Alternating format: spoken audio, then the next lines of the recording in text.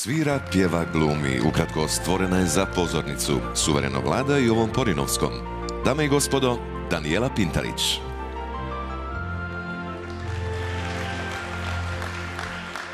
Klapsko pjevanje, naše tradicijsko višeglasno pjevanje, uvršteno je u UNESCO popis nematerijalne kulturne baštine svijeta.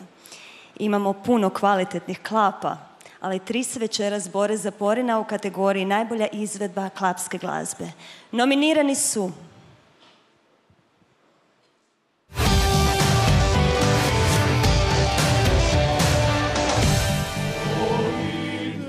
Klapa Kambi, skladba Materin plač, nakladnik Skardona.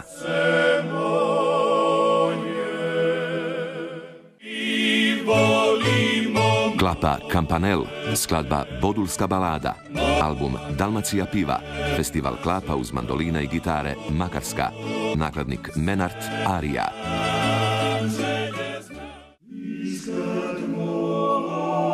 Vokalisti Salone, skladba Testamentum, album Testamentum, nakladnik Skardona.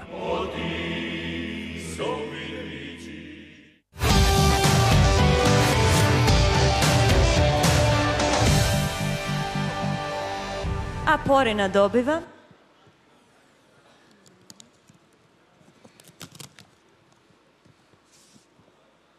vokalisti Salone.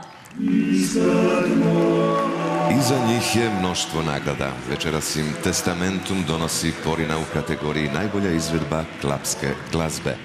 Dame i gospodo, pozdravimo klapu vokalisti Salone. Bravo!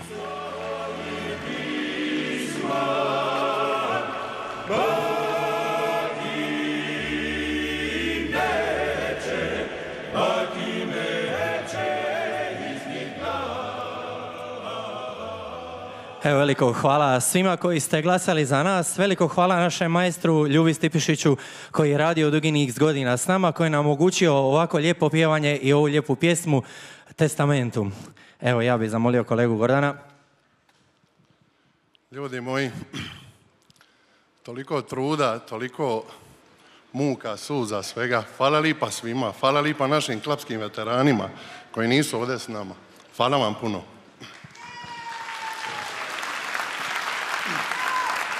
Hvala izdavačkoj kući Skardona, gospodinu Pajiću, i hvala našem gradu Solinu na nesebičnoj podršci svih ovih godina.